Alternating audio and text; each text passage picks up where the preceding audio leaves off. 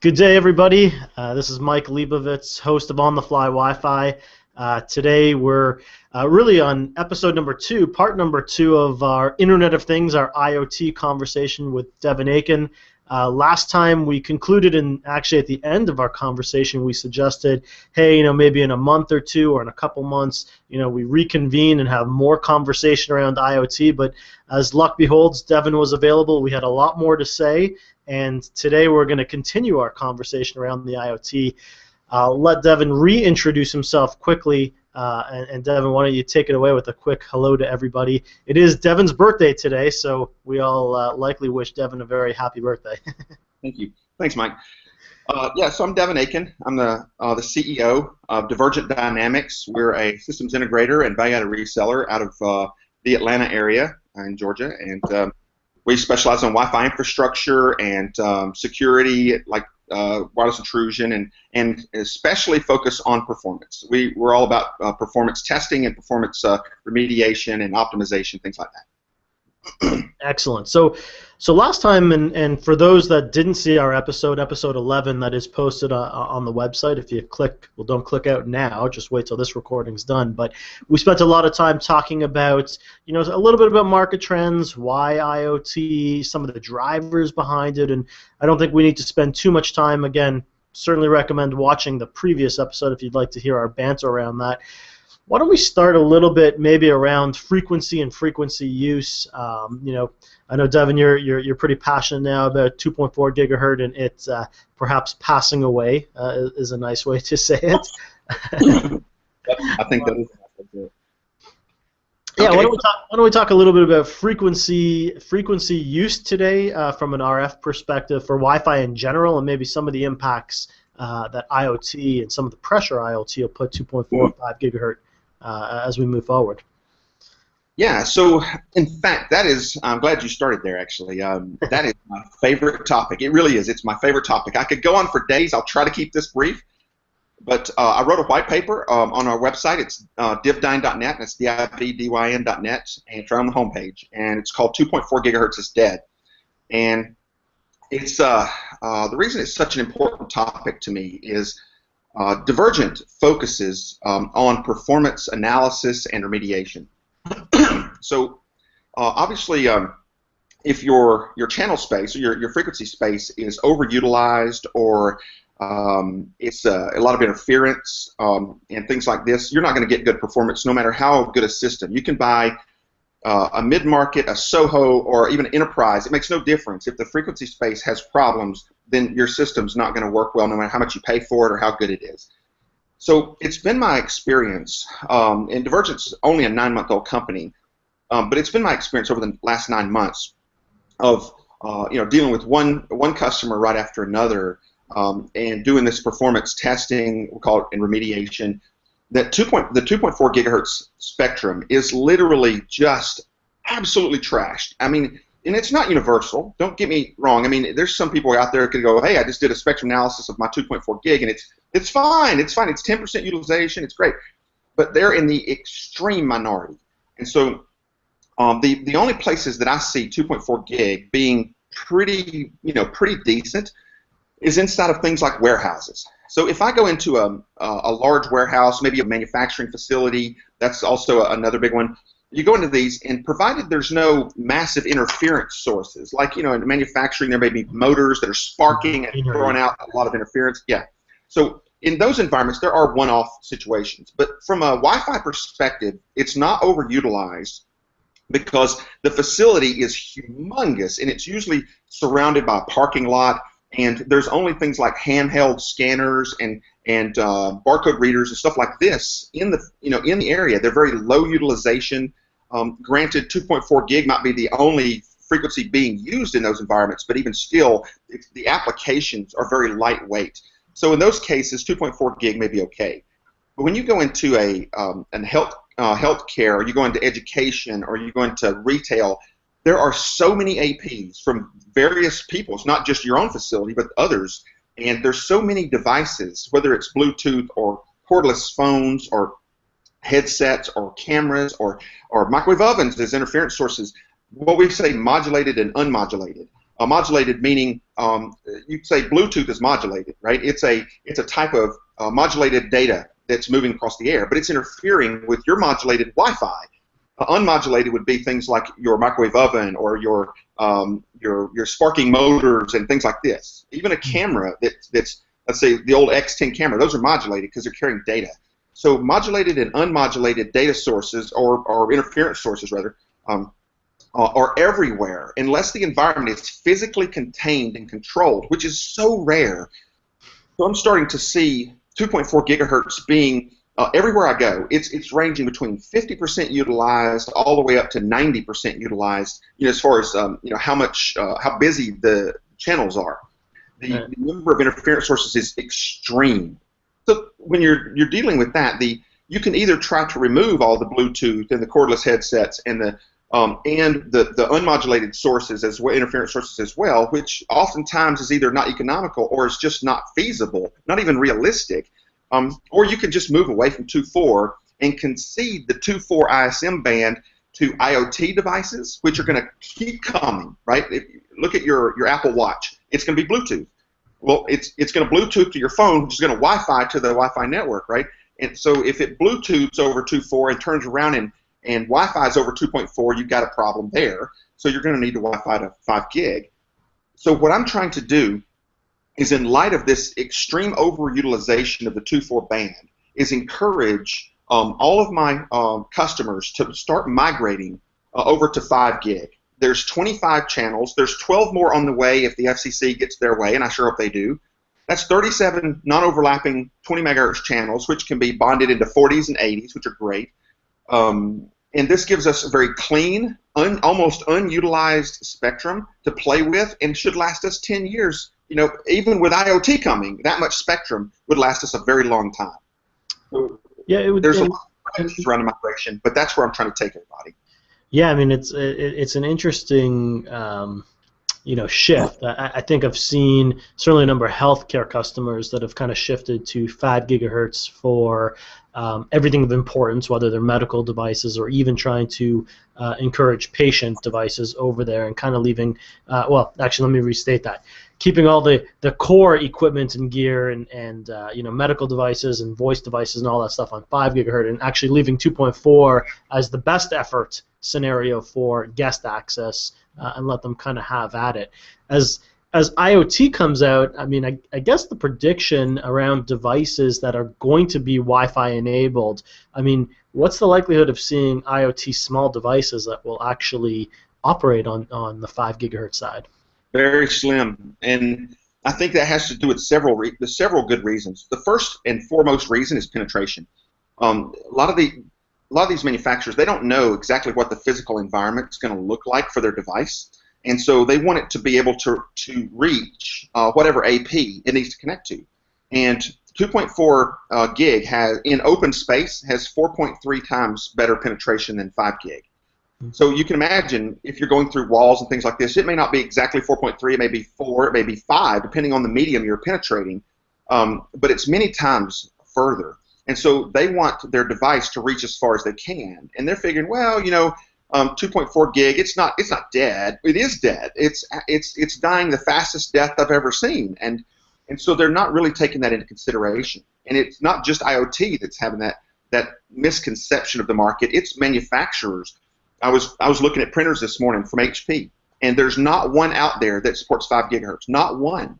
And I mean, they have great printers, but and then I was looking at Chromeboxes, just a little, small Chromebox. All their stuff is still the HP is still 2.4 gig only, and I'm like, how can manufacturers miss this? This is a critical change that's happening in the market. So I don't think that a lot of them are going to have 5 gig capability. Another reason is output power that it takes to go further. If it doesn't penetrate as well, if 5 gig doesn't penetrate as well as 2.4, you need more output power to get it there. So output power is limited on a lot of these devices, and then of course cost always plays in. These 2.4 gig, it's not just 802.11n. That these folks are still rolling out 802.11g. I mean, it's hard to even believe, but a lot of devices that are IoT that I've seen myself, they're still just G, and they're brand new, just manufactured. And think about the extra problem that causes. not just that it's in 2.4, but now anybody who's operating on 2.4 now has to lose about 40% of their capacity to protection mechanisms like RTS, CTS, CTS to self. So if you're operating in 2.4, it's bad enough with the interference and the channel utilization being bad, and now you're going to add to it a bunch of protection mechanisms? No thanks. So just move it all over to 5 gig and forget about it. So one important thing, and I think a lot of times when we talk about 5 gigahertz, because infrastructure is one side of the equation, right? Wireless works because you have infrastructure and you have clients. Oftentimes, and we're talking about device manufacturers and perhaps cost to build different types of devices. There certainly is one little area in the 5 gigahertz spectrum that oftentimes client devices don't operate in, which is DFS. Perhaps we talk just for a second about what DFS is, and certainly the requirement from a client perspective, if you're going to go to 5 gigahertz and utilize the spectrum over there to make sure your clients support DFS channels if you deploy them. Yeah. So so first to answer your question, what is DFS? It's dynamic frequency selection, and this is a set of rules, and it varies. The rules vary by regulatory agency or area across the world as to what the requirements are, what the testing requirements, how long after you see a radar signature of some kind like weather radar or something military radar, do you have to move off that channel, and how long do you have to be off the channel before you move back onto the channel, and what the procedure for moving off is. That's specified in 802.11 and so on. And so you're right that not all 5 gigahertz capable clients will support DFS, and that does present a problem. But the transition method that I'm suggesting to clients addresses both DFS and the move away from 2.4 in general. And that transition method is that you take those client devices that can support 5 gig and DFS, move those over to 5 gig immediately. And the way you do that is simply have an SSID or SSIDs that live on 5 gig that does not live on 2.4. Mm-hmm. And then those devices that are 2.4 gig only, like let's say they're G or GN, then those devices get one SSID, possibly 2 if there's some kind of weird scenario, but usually one SSID that's PSK, and it has firewalling and all associated with it, some filtering there, and it becomes your transitional SSID. In other words, it's only there for the 2.4 gig only clients. Now, if you had 5 gig capable clients that didn't do DFS, it's there for that too. The reason you have that there is only for transition.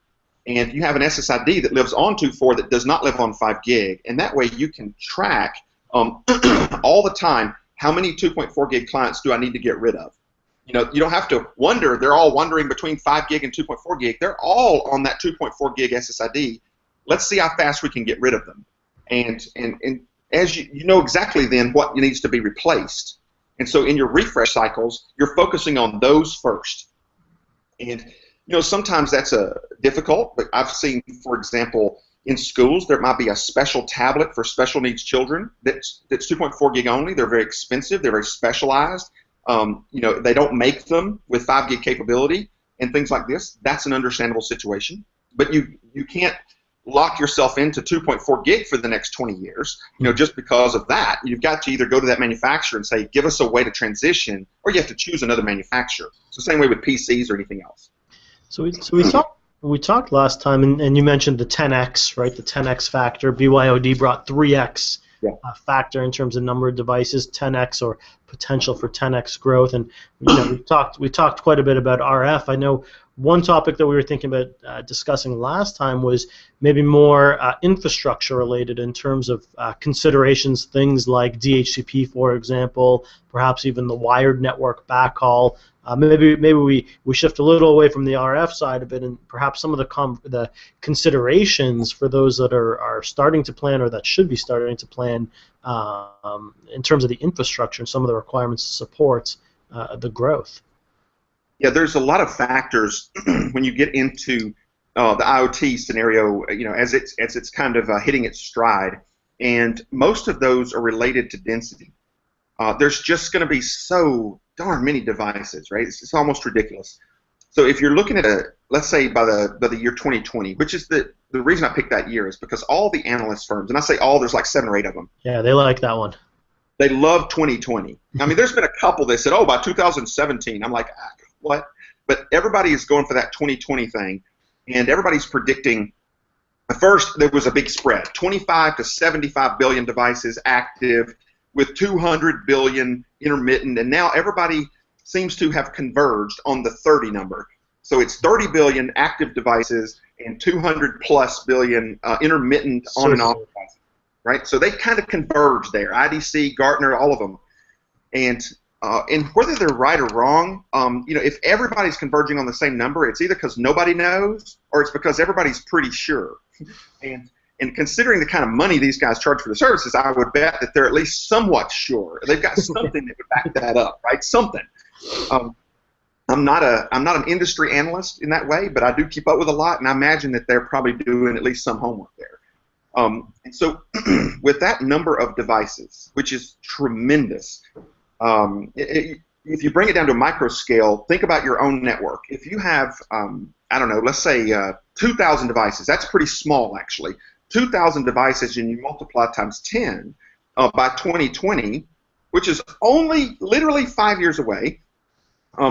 So suddenly you've got to deal with 20, going from 2,000 to 20,000 is a massive change, massive, crazy change. Yeah.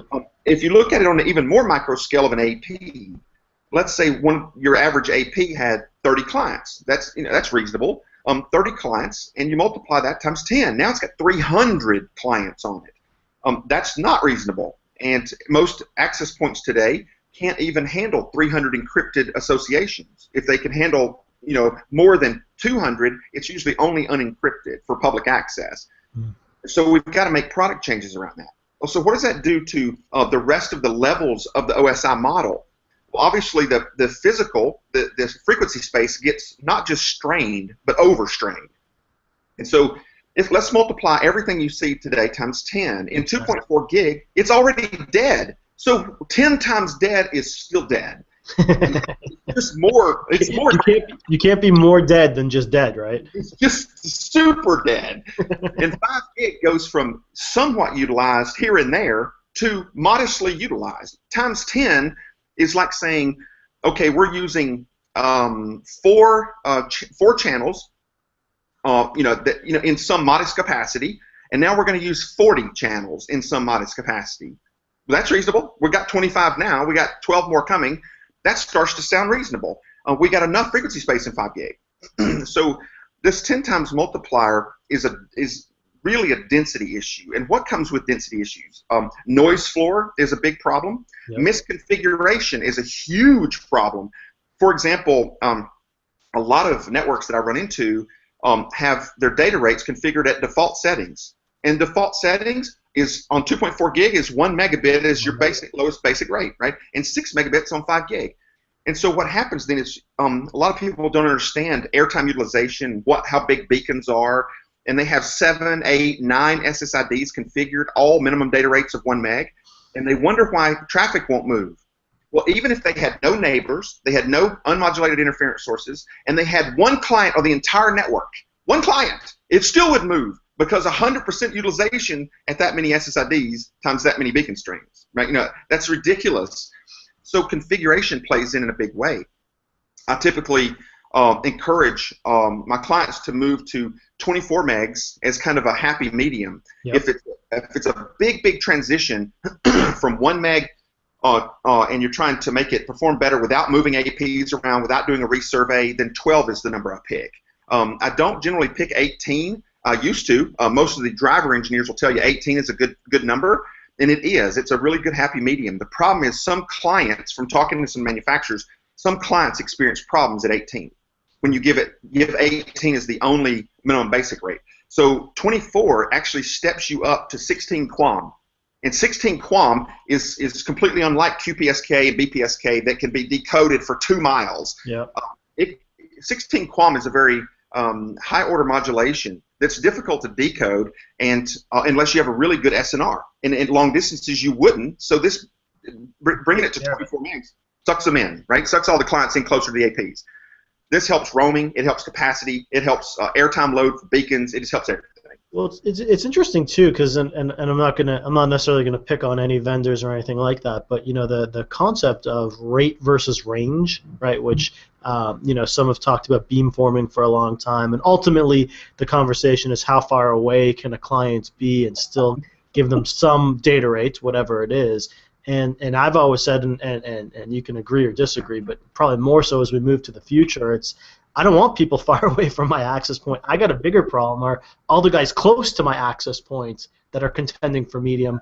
I don't want guys hanging off the edge of my cell, whether it's 1 or 6 or even 18 megabits per second. I mean, I need smaller cell to support density. That's right. And one of the ways you do that is by using higher order modulations for all transmissions, management control, data, all of it. Don't allow any utilization of any. My personal opinion is I would design my network for at least 24, being the minimum basic rate. A lot of times you don't get a big jump from 24 to 36. It's not a lot of difference. So 24 makes a good, happy place as far as not being able to connect too far away. In fact, Maru back in the old days when Bhargavan and Joe were there, they used to talk about that they would bump up their minimum data rates. They were the first one to do that. Bump it up to 36 was their recommendation, but that's just for their system. They had a lot of co-channel interference and things like this to deal with, obviously single channel. But they would say use your data rates and bump those up so that you bring your clients in closer. And that helped them, of course, because everything was on channel 6 or everything's on channel 1, and they needed the clients to not be between the APs because the clients would cause the co-channel interference. Well, the same applies to us today because we're making smaller and smaller cells for more and more capacity, and we have just like Maru does, we have co-channel problems between APs on the same channel, right? And we want those AP or those clients to be sucked in close to the AP so that they're not sitting right between those 2 channel 1s or 2 channel 36s. That'd be a problem. Gotcha. So when we talked about, and I mean we touched a little bit about the infrastructure, but I know one point that you were talking about last time is, or that we wanted to touch on last time was around the percentage. I think that the number you had was about 80% of Wi-Fi problems are client-side problems, albeit most of the time people like to say it's the access point that's the problem or the infrastructure that's the problem. Here again we're talking about a potential 10x. 10x in terms of the problems potentially. What do people need to think about in terms of managing? What sort of premise do they need to be able to manage in terms of visibility and control of a wireless LAN network in 2 years or maybe even 5 years from now to handle this? Is it just bigger call centers? Take more calls and close tickets? So I will say that regardless of how absolutely perfect your infrastructure is designed and deployed and configured, you will still have problems in Wi-Fi due to the clients. I mean, you can have the absolutely most tuned, perfect infrastructure, and if there was even such a thing as perfect, and your clients are going to cause all kinds of problems. What are those problems? There are things like compatibility. What do you do about that? That's it's a performance problem, it's a connectivity problem, it's a security problem.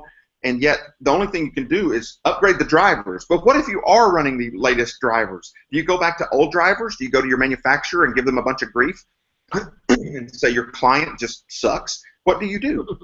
That's what you do. And then of course a lot of customers or end users, they don't want to upgrade those 802.11b clients. It's like, really? I mean, it's $25 for 11 AC, dual band, and you don't want to upgrade those. They're like, well, we have 7 of them. That would cost a lot of money. You're like, come on. And so the biggest favor that you'll ever do yourself is to refresh your clients sooner rather than later. Use more modern client devices. Now, there's 2 types of client devices that we need to consider, and even one side of that has 2 parts itself. The first division I would make is we've got the computing devices. You got your iPads, your Galaxy Tabs, your MacBooks and Lenovo's and all these things. You got the computing devices. Now, those have drivers you can load. You can say, oh, my driver's crap. Let me go get a better one. Mm-hmm. And you hope that if it's bad now, they'll upgrade it. Well, the other side of that is what I would deem IoT. The IoT side is good luck upgrading your drivers on a sensor. Embedded system, yeah. You call the manufacturer and you go, it doesn't connect so well. They go, oh, it's probably our drivers. You're not thinking, I need to load the drivers, but you can't load the drivers. They do. And so if the thing can be upgraded at all, that's a big if. And so what do you do then? You already have the problem that they're producing 2.4 gig only, and now bad drivers. So this becomes a mess you can barely, you can't fix most of the time. And if you could, it's going to take a while. So then you can subdivide IoT a little bit further and say what types of IoT. I think there's a lot of ways to divide it, but in general, I would say you've got your consumer grade stuff. That's going to be things like printers, peripherals, for example. Wearables are another. And those are things that I think you can get those drivers refreshed pretty quickly if there's a real problem of some kind. But then the other side of that is kind of an industrial. The industrial side, if I go out and put some kind of industrial device on the Wi-Fi and it's intermittent, has some kind of weird security problem, what now? I mean, I can call up the device manufacturer and they go, oh, it works in this environment, and you're like, oh man. It worked in our lab. Yeah, exactly. So I think that teaches us something, and that something is, I think we've lost sight of what pilots are and proofs of concept are. Mm. I mean, how many times these days do people do, POCs or proof of concepts, or they do pilots? Very, very rarely do they do this now, and the reason is because everything is hyper competitive, and everybody's wanting to sell, and manufacturers will literally tell you don't do anything to shorten the sales cycle. I mean, I work for some application vendors, and is my partners, and one of the clear instructions from each one of them has been, we want you to fix these broken Wi-Fi networks because our application requires a good Wi-Fi network to function properly. I say, okay, no problem. We can redesign it, we can rip and replace it, we can upgrade it, we can optimize it. And they say, it doesn't matter what you do, just don't slow down our sale. And so if you need to go in and Band-Aid it, get our stuff working, and then redesign and upgrade and keep our stuff working, perfect. If you mess up our sales cycle, you're fired. You're fired, yeah. So I think proofs of concepts and pilot tests are important, but I wouldn't, if I was an end user, I wouldn't expect the manufacturer to be jumping in on that deal because it slows things down for them. So you have to do that yourself. You have to either do it as your internal IT organization, or you have to go to your trusted advisor consultant guy, or you have to go to your VAR. Whatever it is, go to this person or do it yourself, test it, especially when you're talking about industrial, because this, you go and mount some machine on some rack 3 stories up, and it's got to connect, and then it doesn't work, and you got to go back up and get a cherry picker and take it back down and stop production and forget that. Test it first. So I think we've lost sight of that in this hyper-competitive world, and we need to start doing that more. Yeah, well, I guess a lot of people also overlook the that compatibility, as you talked about, between client devices and infrastructure, and oftentimes, and I've seen in the past, and I'm sure it still happens now, where a customer, and depending on the type of organization and who's buying what, goes out, perhaps one organization, one line of business goes out and buys 2,000 handheld devices and then asks IT to support it. It's like, well, maybe a better idea is to buy one device and test it before we go out and buy the other 2,000 to find out that it's not working for some sort of compatibility reason. That's right. People rush all too often, unfortunately. Well, you also mentioned the rest of the stack. So maybe next time, if there's a next time, maybe we can talk about the rest of the stack: IP addresses, the HCP servers, how it's going to load up the data center, and what it's going to cost there. Maybe some things like that. Yeah. Yeah. You want to hit on? Or you will. You didn't really get time to finish the stack. If you give me another 2 minutes. So I think the IP layer is going to be the biggest problem. I mean, data centers are almost always overbuilt, right? I mean, go ask Arista and Cisco and Extreme and Juniper and Lord knows HP and all the people who sell into data centers.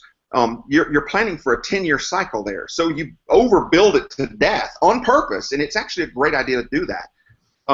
And so I think they're going to have less problems unless their equipment doesn't know how to handle millions and millions of sessions. Just the raw data throughput, they're building 10, 40, and 100 gig backbones and things like this, the throughput, no problem. But when it comes to session management, if you've got 100,000 devices, it constantly moving, more sessions. Now you're talking millions and millions of sessions. That's small packets, lots of different flows. That's going to be an issue that data center needs to deal with. But at the IP layer, I think it's going to be a pretty significant issue, because if you multiply times 10, if your scope is already, hey, I've got 16,000 IPs that I hand out.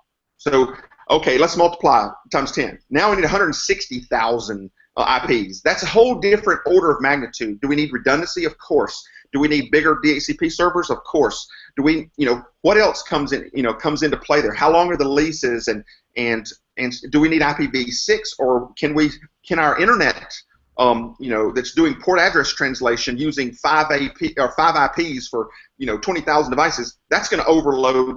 So you need more internet IPs. So this is going to get to the point of almost ridiculous on the IP layer. So I think that's a part that nobody's planning for. They're always looking at the spectrum and managing them per AP basis, and will a controller stand up or not, and all these different things. It's very Wi-Fi centric, but the IP layer sitting right above it is going to have at least it's the same number of problems. Yeah, interesting. Yeah. We probably have. I mean, we've got to the bottom of the hour rapidly again. Certainly love the conversation. I don't want to profess or propose a part 3 yet. We might need to take a break for a little bit, because I'm mostly curious to see over the next couple months if and when wearables and some sensors hit a couple different verticals. Maybe healthcare will start seeing a couple different implementations. Apple iWatch purportedly will start shipping sometime soon. We should start seeing some of the impact. I think it would be really interesting for us to probably reconvene when we see a little bit of this traction in the industry, customers in real world, to see where it takes us. Yeah, I agree. Some of the things we're seeing in healthcare are ridiculous. Like this Apple Watch, you could wear it on a neck, basically a lanyard, instead of having a iPhone app or having a badge. Maybe you could wear the Apple Watch around your neck, and it's hands free, and you talk into it and phone, and poof. I mean, crazy stuff coming up. Yeah, for sure. Well, I certainly appreciate your time today, Devin. Again, happy birthday for a birthday episode for you. Definitely appreciate your time. If you want, why don't you sign off, give us maybe one more pitch for Divergent Dynamic and all the great stuff that you guys are doing over there. Well, thank you.